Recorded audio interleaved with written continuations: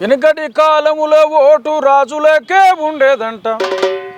ప్రజలందరూ వాళ్ళ కింద బందీలుగా బతికిరంట. ఆ చీకటి యుగములోనే అంబేద్కర్ పుట్టేనంట.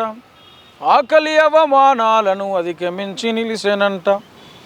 బానిస బతుకన్నాలని బతుకంతా పోరాడి ఓటు హక్కు మనలకిచ్చి స్వతంత్రులుగా చేసినాడు.